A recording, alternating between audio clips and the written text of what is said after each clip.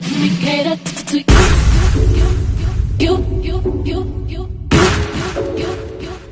Let me cater to you. Let me cater to you. I wanna let you know, girl, that you know that I am what you do. So let me reassure you, my life will be purpose without you. If I want it, I'm gonna ask you. I am to be better, so challenge me for the better. What do you let me cater to you? Hi everyone, and welcome back to the channel. Yes, welcome back to the channel. Hopefully you all enjoyed yourselves, and we're going to be talking about celebrities. Okay, one celebrity came across my feed, and Essence magazine brought it out to us as an article. Essence.com, yes. A person by the name, or I should say employee of Essence magazine, it's Alec Aaron. Alec Aaron is the journalist for this piece. He titled it, Willa Smith had to forgive Jada for initially dismissing her anxiety struggles. Okay, that's what is being said, and that's what we're reading. And I'm like, child, this is a good example of some people that didn't need to have children, because for Jada to be as well versed as she is and educated, and having the means, meaning the money, to anytime she's feeling a sense of depression, anxiety, of anything in the mental health field, you had the money to go and get it resolved, or at least get gotten tools to learn how to deal with whatever you were going through. Because from what we're seeing and what you've always said, you were in the depression mode after Tupac died, and you have been in this mode up to this point. And for you to say anxiety was not a big deal back then, or allude to the fact that you had people dying and you couldn't relate to your own daughter's anxiety, when actually you were going through anxiety yourself with the depression. And you had Alec Baldwin and her daughter, Kim Basinger, who was married to Alec Baldwin, and they had a daughter together. Her name was Ireland, and they were on your platform discussing mental health behaviors, and how Ireland, both of their daughters, was expressing she was going through a similar bout of depression, anxiety, on what she was living through in life, and her struggles in dealing with what she had to go through. Now, being on the same playing field of money and prestige, and I guess somewhat power or connections, I should say, in the industry, Willow grew up with Will and Jada, so they had the resources to definitely help her cope with whatever she was going through. But Jada just totally dismissed it, in a sense where she was saying, if your friends weren't dying, it's nothing for you to be depressed about or have anxiety about. It's pretty much she had just let Willow be off to herself. And that's kind of sad, because you remember back in the day when Jaden wanted to emancipate himself from both his mother and father, Will and Jada, because he wanted to live by himself. So it was a lot of dysfunctional stuff going on in the Smiths resident household. Okay, I don't know if they weren't getting the love they needed, or they weren't getting punished when they did crazy stuff, because Will and Jada were trying out a new parenting as well as a new marital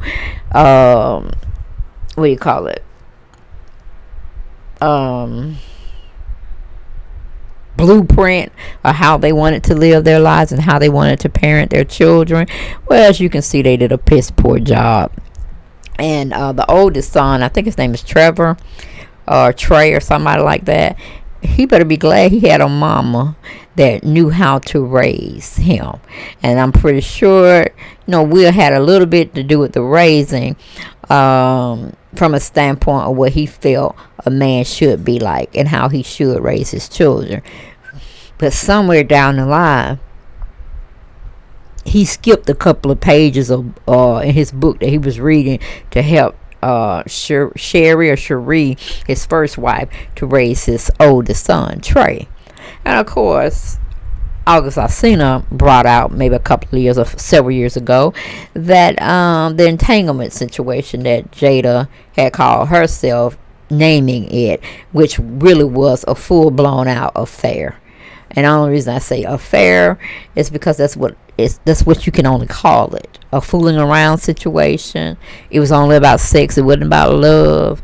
It was about appreciation one's time and showing how you want to give love back through intimate sexual intercourse or stuff like that, bonding.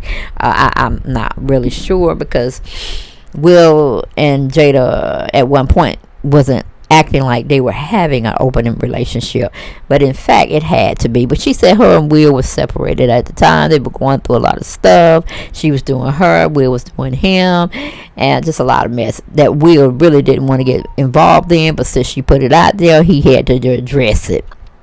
And he pretty much addressed it on the Red Table Talk, which gave, her a little bit, meaning her, Jada, a little bit more buying power with her network. She was given a platform to host the Red Table Talk through whatever media or company that actually sponsored her show. Okay, so I'm like, okay, you're giving her press to do what? Say she actually did cheat on you, but she just named it and coined it, a little phrase that now people are using in the general population. Instead of them saying they cheated, they just said they had an entanglement. Meaning there was no real connection, or they wanted to be together, but they wanted to have sex with one another and share other intimate thoughts with that partner, and not the partner that they really should be talking to, which is their significant other. So, and Jada made a assumption that, Willow has money. She's raised in the fame and spotlight. How could she have anxiety? Hell, anybody can have anxiety just trying to keep up with the Joneses, in the Hollywood scene. And, I just don't think anybody in Hollywood, especially if they're really into their career, they don't really know how to raise children. They have it because it's a nice accessory to them, and then some of them may really want it, and they just don't know how to balance it all out. But I mean, the space between, or the age gap between Willow and Jada, it's pretty cool. It gave Jada some time to let one of them at least be walking and talking prior to the next one being born. And then she had Gammy. Gammy is an RN nurse, I hear. So she knew about depression and anxiety and all of this. And she was going through her own thing with alcoholism and all this stuff. So she could have talked to Jada about it if Jada would have opened up to her. Because like I said, Gammy was battling her own demons, but sometimes we do have to pull up, get out of our situation for a little bit, and see how somebody else is faring. And I really believe that Jada didn't have that, or she didn't seek that, she didn't want that from her mother, so she just navigated through life as she saw fit. Okay, because she definitely could have gotten resources from her mother working in the medical field about the disorder of anxiety and depression. But the article we're going to go on and read from, like I said, it was titled Willa Smith Had to Forgive Jada for Initially Dismissing Her Anxiety Struggles. On the latest episode of Red Table Talk, Jada and Willa Smith open up about the generational impact of anxiety, panic attacks, and mental health issues. Alrighty, the ladies of the Facebook Watch talk show Red Table Talk have opened their seats to host a timely conversation around the impact of generational anxiety. Okay, during the episode, Willa Smith joined in conversations with Ireland Baldwin, the daughter of Kim Basinger and Alec Baldwin, where the two connected on their shared journey with anxiety, panic attacks, and the pressures of growing up in the public eye.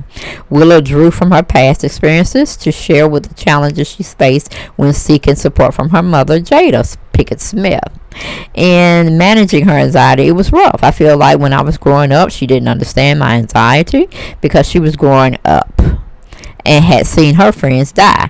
She had been through so much stuff that my issues to her kind of felt like smaller, and that was very frustrating for me as a child. Willow added, because I was like, how can you not see my internal and emotional struggle?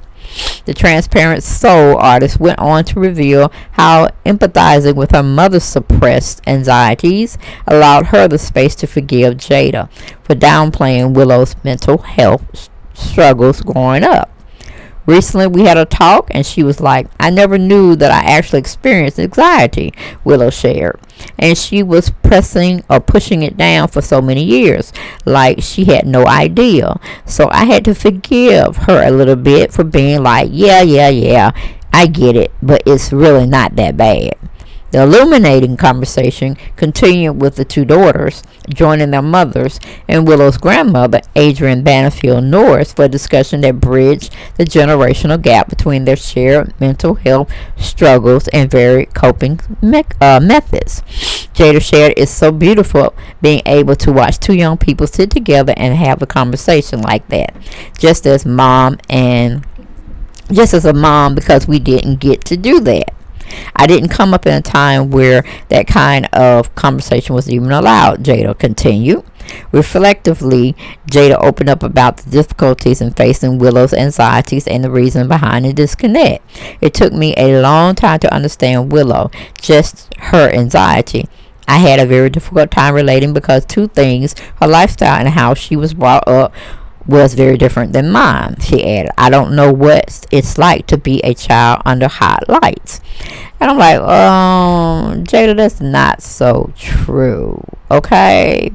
Because you went to a performing arts school. You know the competition that was out there, even in high school, when it comes to acting and getting acting jobs and this, that, and the third, and being in the hot lights, as you like to call it. Now, your mom, she was doing her own thing with the alcohol and getting depressed and having anxiety, but it was resources out there. So you're not going to tell me and tell others that are looking at this bullshit you're throwing down our throats that you knew nothing of it, or you didn't want to do your research. Just say you wanted to be in the fog that you were in and you wanted to be there, okay? Because you could have reached out, definitely could have reached out to anybody, the school system, okay, your mama, any other relative out there. And then as you got older, like say 18, 19, there were resources, and you were already on a hit show. You were already doing commercials. You were in sitcoms and plays and all this. And for you to step there and say you don't know what it felt like, maybe not being a daughter of a famous actress or actor, but you knew about the business. So I'm not letting you get away that easily, Jada. All right, because you knew better. You should do better. But anyway, and then she goes in to say, and then just like knowing how to comfort her, not knowing what help she needed, not understanding the behavior, Jada said. Now Jada said again, even in the medical field, and you're taking your daughter and your son to their regular checkups that they get yearly, they ask about all of that, and you should have been vocal about that, but I guess you didn't, because like I said, the information wasn't just spawned out there several years ago. It's been out there, Jada, been out there in the 70s and the 60s, okay? But anyway, the Set It Off actress went on to share her own signs of anxiety growing up. Even though I used to chew my fingernails, I still go at them a little bit, but they didn't say that was anxiety. I was a nail biter, that's it. For Jada, Willow's mental health struggles served as a minor or a mirror to her own anxieties, explaining one thing about having to deal with and learn about Willow's anxiety. I had to look at some of my own behaviors and the behaviors of my mother and then go, of course, I I would have had some anxieties in regards to how I grew up. Willowed affirmed that statement, adding, I think my anxiety used to trigger you, and you would just like know what Jada agreeing to the revelation.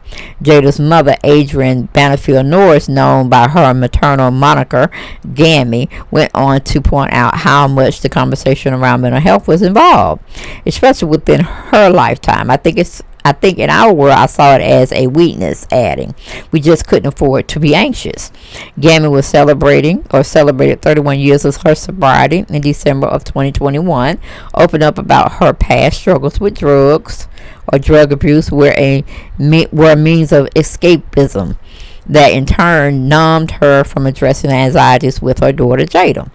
The revealing and necessary conversation is an example of what healing can look like when mental health and wellness dialogue is normalized among family and loved ones. The discussion closed with Jada punctuating, I guess what I'm seeing in the cycle of generation anxiety. So I don't know, my whole thing, just me looking in and listening to what Gammy said, which is Jada's mom, Adrian, and then what Jada is saying about she kind of missed the mark on Willow and her actions of what she's doing, because sucking your thumb as well as biting your nails or any other type of nervous behavior, shaking your leg when you're still sitting down, you're at a still position but for some reason you're shaking your leg, that's anxiety, that's nervousness. And I'm 54 years old, and I'm not quite sure how old Jada is, but if I knew about it and it being taught in our school system, and we're having resources and public service announcements about it, Jada is crazy as hell to think that we're going to sit up here and believe this shit. Now, of course, we can say, or I can say, in the Baptist Christian world of growing up in the black community, we all sought to just pray to the Lord, and he should be our God and our healer and our protector and all of that stuff. However, there was medical resources out there for one, but when you're in that segment of what black people were taught and was taught to them over generation, you tend to be closed mouth about that because they just deemed you as crazy or something. You were born with a defect, and we should look over you and just pacify you and don't upset you because you suffer from this, instead of just saying, no, we're going to go get medical treatment. If it's talk therapy they need, if it's medication management they need, or a little bit of both, we're going to get that for them and let it be as that. And we're still going to believe in the Lord, and we're still going to pray about our situation. But no, Jada is full of shit, and her mother's pretty much too, because it's like they were just being selfish. They were only addressing their needs and their desires and their wants, and they were just putting everybody else to the back burner when all three of them could have been getting help at the same damn time. But that's just me, my opinion, how I express things, how I saw things on this particular article. It's almost like you help one, you teach one. You teach one, you help one. You see somebody struggling, you can do something about it. You educate them and help them, and then they can foster the same lifestyle and do their due diligence for somebody else they may be seeing in that same situation they were once in. You see, that's what we're going here. But of course, Jada just out there for the numbers, and she wants to be selfish, and she wants to blame the reason why she couldn't get with Tupac. It's the reason why she's messed up now. And I'm like, girl, you need to stay in therapy and be on your knees praying. Even though I know you were part of the Scientology thing, so you probably don't even believe in the Christian faith at all. So you must serve another God or another identity.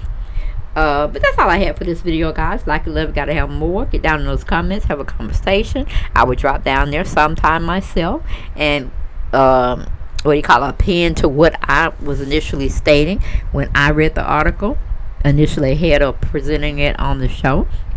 And y'all tell me what y'all thought about Jada still going around here feeling like Tupac should have been her man, and he been dead I don't know how many years, and she's letting everybody suffer because of her selfishness. when it comes to being a good husband to her man, supposedly Will Smith, and being a mother and a good daughter to her mother as well as her children. I mean, Jada's just running around here being piss poor, and it's just because she wants it all. She wants all the attention. At least that's what she's giving me. And then, not taking up for her husband. Hell, not stopping his behind, going up making a fool out of himself by slapping Chris Rock. But that's another video, and I will see y'all next time. Bye bye.